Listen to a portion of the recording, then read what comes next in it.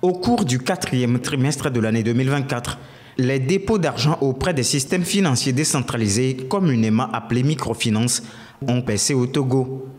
C'est ce qu'on apprend du rapport de la Banque centrale des États de l'Afrique de l'Ouest, BCEAO, sur la situation de la microfinance au cours du 4e trimestre de l'année 2024 dans l'espace de l'Union monétaire ouest-africaine, UMOA.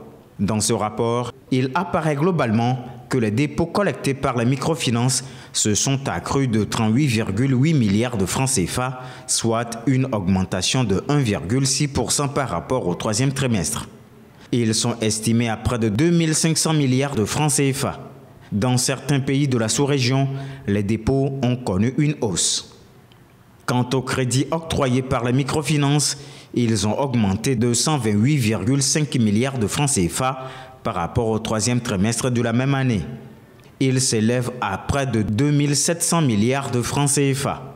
Au Togo, malgré des dépôts en baisse de l'ordre de 0,5%, les crédits octroyés ont par contre augmenté de 2,7% au cours du 4e trimestre de l'année 2024. Toutes ces informations ont été collectées auprès de 533 microfinances. Au 3e trimestre, c'était 538 microfinances. Ce qui veut dire que 5 microfinances ont perdu leur agrément au Bénin, au Burkina Faso et au Togo. Rappelons qu'au cours du 3e trimestre de l'année 2024, une autre microfinance togolaise avait vu son agrément retiré. Dans la région des savanes au nord du Togo, la situation sécuritaire a entraîné des déplacements de population. Les déplacés quittent les zones rurales proches de la frontière avec le Burkina Faso pour rejoindre des agglomérations, laissant derrière eux leurs sources de revenus. Face aux vulnérabilités auxquelles elles sont confrontées, l'État togolais met les moyens pour leur offrir un cadre de vie digne et stable. Ainsi, de nouveaux logements sont offerts aux déplacés internes installés dans les préfectures de Kpendial Ouest et Saint-Cassé. Il s'agit de 24 bâtiments de 3 pièces chacun construits à cet effet. Le projet est financé à hauteur de 50 millions de francs CFA pour le bonheur de 7200 familles. Par ailleurs, plusieurs opérations d'assistance aux personnes déplacées de la région sont également à signaler. Ces opérations s'inscrivent dans le cadre du programme d'urgence pour la région des savanes, PURS.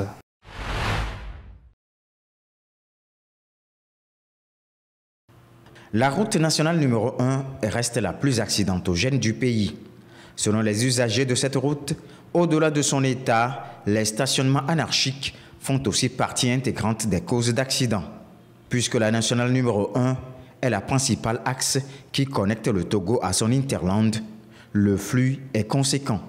Pour les camionneurs, la seule cause des stationnements anarchiques est l'insuffisance des parkings le long du corridor Lomé-Ouagadougou.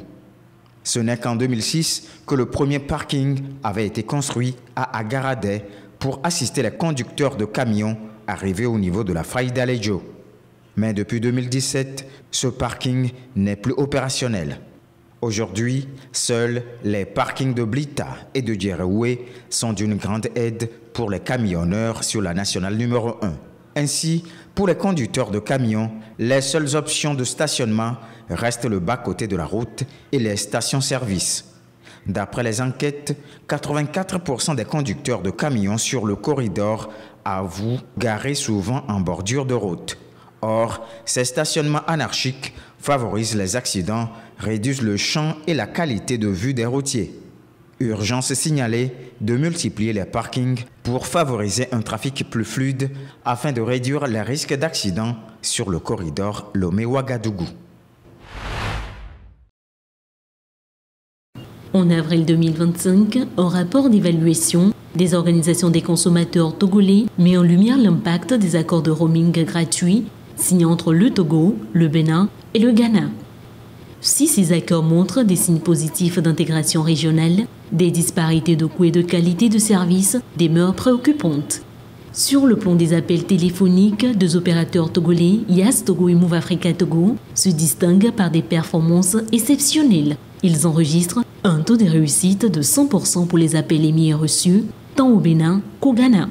Néanmoins, l'analyse des coûts révèle des écarts marqués. Les Togolais paient en moyenne 90 francs CFA par minute pour un appel au Bénin, contre 175 francs CFA par minute pour un appel au Ghana, presque le double. Les SMS, quant à eux, sont relativement accessibles avec des tarifs oscillant entre 70 et 100 francs CFA selon l'opérateur et le pays. Concernant la fiabilité des services, le rapport souligne que, bien que la qualité des appels soit jugée satisfaisante, Yastogo accuse un léger retard dans l'envoi des SMS au Bénin, affichant un taux de réussite de 75% contre 100% pour son concurrent Move. La situation devient plus complexe sur le segment des données mobiles. Le rapport indique une absence totale de services data en roaming pour les deux opérateurs, une lacune significative qui affecte l'expérience des utilisateurs. Malgré ces défis, le free roaming évolue vers une dynamique d'intégration régionale. Cela dit, le rapport insiste sur la nécessité d'harmoniser les coûts, d'améliorer la fiabilité des services data et d'accroître la transparence tarifaire. Notons que le Togo a récemment élargi son réseau d'accords de free roaming en signant une nouvelle entente avec le Burkina Faso, renforçant aussi sa volonté d'intégration régionale.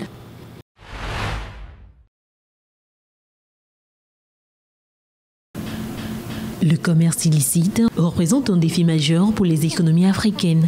De la contrebande des produits agricoles à la falsification des biens de consommation, en passant par les stupéfiants, les espèces sauvages, les médicaments et les armes, le phénomène prend des proportions inquiétantes.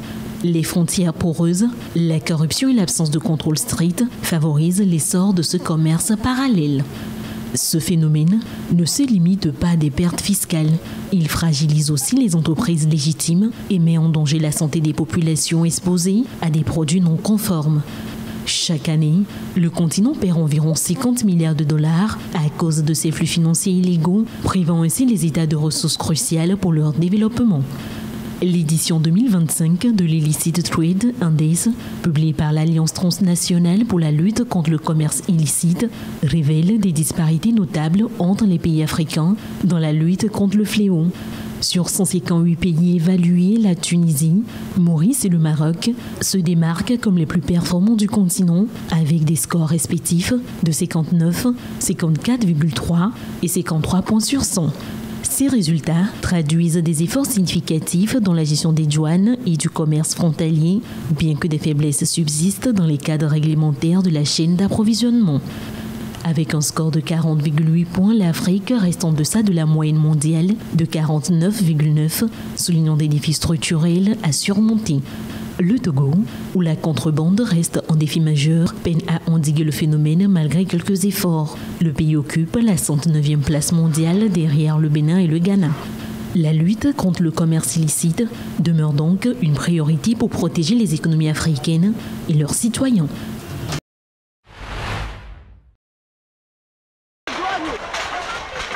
Au Parlement européen, le gynécologue congolais et prix Nobel de la paix Denis Mukwege s'est exprimé pour alerter sur la situation humanitaire et les violences sexuelles en RDC. Il y a 26 millions de Congolais qui vivent dans l'insécurité alimentaire totale.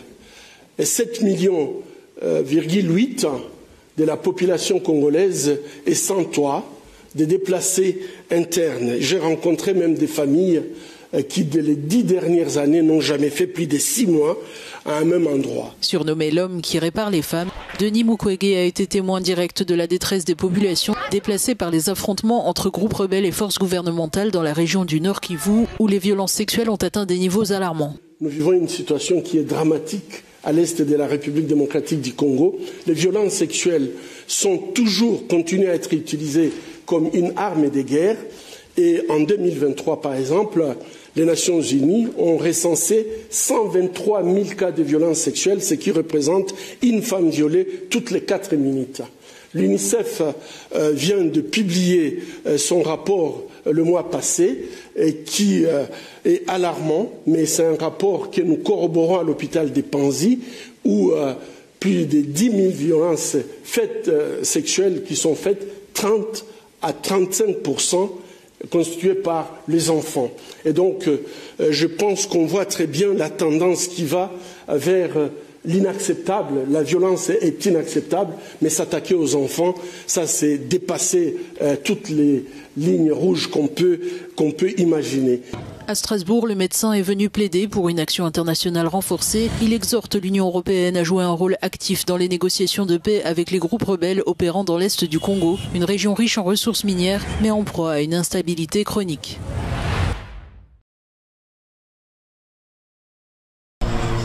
L'eau potable est un luxe à Kibera. Dans ce quartier précaire de Nairobi au Kenya, les infrastructures d'approvisionnement se retrouvent parfois vétustes ou contaminées. Aujourd'hui, un système fourni par Shining Hope for Communities Shofco est devenu une source d'espoir pour des familles comme celle d'Akenye. J'utilisais l'eau des vendeurs privés, mais depuis que j'ai un enfant, il souffre d'éruptions cutanées et de diarrhée. Et nous avons dû aller à l'hôpital plusieurs fois. Lorsque je buvais cette eau, cela m'affectait. Lorsque je lavais mes vêtements, mon enfant avait des éruptions cutanées et des boutons sur le corps. Et nous devions sans cesse aller à l'hôpital, ce qui nécessitait beaucoup d'argent. Mais depuis que j'utilise l'eau de Shofco, j'ai remarqué des changements positifs. Face aux inondations fréquentes et l'assainissement inadéquat, Shofco utilise un réseau de canalisation aérienne pour l'approvisionnement en eau potable, minimisant les manipulations et la contamination.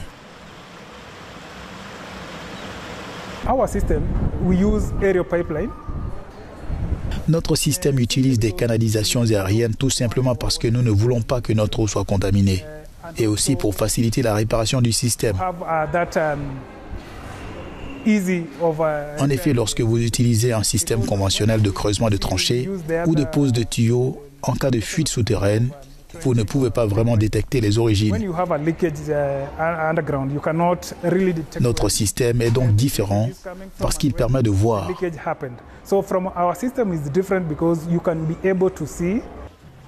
Depuis son lancement en 2016, Shofco a construit 52 kiosques à eau équipés de systèmes de paiement automatisés par carte clé prépayée.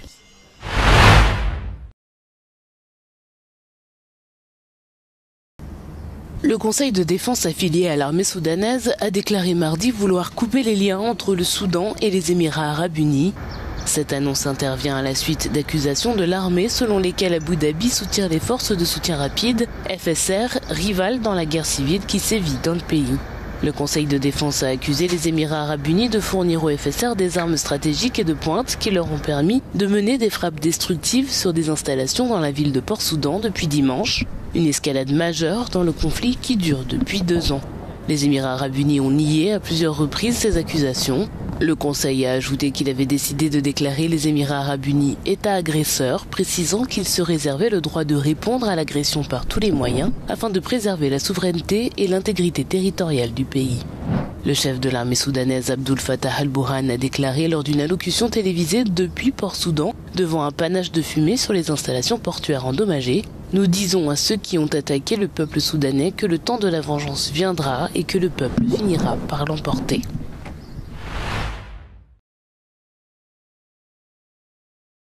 Le message est clair, le processus d'adhésion de la Turquie à l'UE, au point mort depuis 2018, ne peut être relancé dans les circonstances actuelles.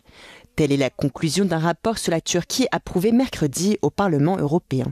Arrestation du maire d'Istanbul, répression des manifestations antigouvernementales, violation des droits de l'homme, les eurodéputés ont dénoncé le recul démocratique en cours. The accession process is frozen.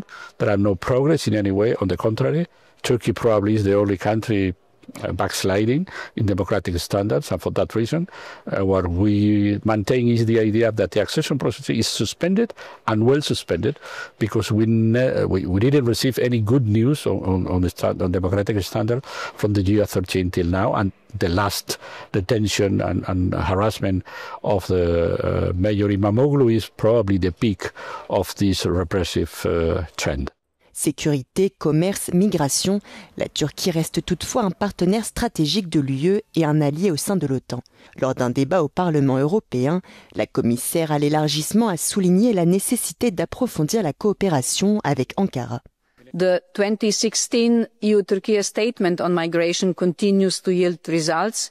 Irregular arrivals from Turkey to the EU have fallen by 33% so far in this year compared with the same period last year. De son côté, le rapporteur appelle à ne pas fermer définitivement la porte à une adhésion de la Turquie à l'UE. We have to distinguish between the country and the current rulers. It's true that under the AKP ruling it's impossible to advance because there are no the political will to advance in democracy and values, but there is a vibrant civil society asking us, imploring us not to shut the door. They want to maintain the hope that maybe in the future, with another rulers, with another country, with another environment, it could be an opportunity again for Turkey to re-engage with the European Union on the basis of membership. Le rapporteur insiste, il n'y a pas de raccourci pour devenir membre de l'UE.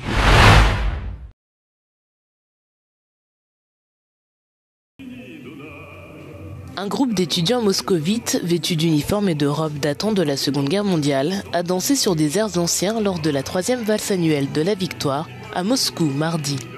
Les organisateurs indiquent qu'environ 400 personnes se sont réunies pour l'occasion, dont certains survivants de la guerre qui n'ont pas combattu, soit une grande partie du public. Je pense que des événements comme celui-ci devraient être organisés plus souvent. Nous devrions en faire la propagande, ne pas le laisser tomber dans l'oubli, en parler à la jeune génération, l'intéresser, car il s'agit vraiment d'un événement important et solennel de notre histoire. C'est grâce à nos anciens combattants que nous vivons dans ce monde et que nous respirons cet air. Nous devrions apprécier ce moment et nous en souvenir. L'Union soviétique a perdu environ 27 millions de personnes au cours de la Seconde Guerre mondiale. Ce chiffre comprend à la fois le personnel militaire et les civils qui sont morts au combat, de faim, de massacres, de travail forcé et d'autres causes liées à la guerre.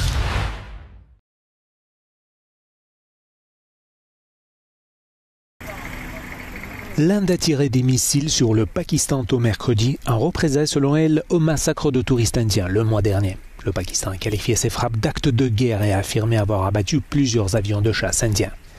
Selon l'armée pakistanaise, les missiles ont tué plus de 2 douzaines de personnes, dont des femmes et des enfants, au Cachemire pakistanais dans la province de Pendjab. Le ministre indien de la Défense a quant à lui déclaré que les frappes ont visé au moins 9 sites où des attaques terroristes contre l'Inde ont été planifiées. Le Pakistan a déclaré qu'il se réservait le droit de riposter. They attacked our civilians, they attacked our mosque today, they attacked 5 localities. Pakistan will now respond and respond very, very effectively. Make no mistake, because our desire for peace should not be mistaken for our weakness. Les frappes initiales ont été suivies d'échanges de tirs nourris qui, selon les responsables des deux pays, ont fait d'autres victimes. Ce regain de la tension risque de dégénérer en un conflit total entre les deux rivaux dotés de l'arme nucléaire. Il s'agit d'ores et déjà de leur pire confrontation depuis 2019, année où ils ont frôlé la guerre. Les tensions entre les deux pays sont montées en flèche depuis l'attentat d'avril, au cours duquel des hommes armés ont tué 26 personnes, pour la plupart des touristes indiens, dans la partie du Cachemire contrôlée par l'Inde. L'Inde accuse le Pakistan d'être à l'origine de l'attentat. Islamabad nie toute implication.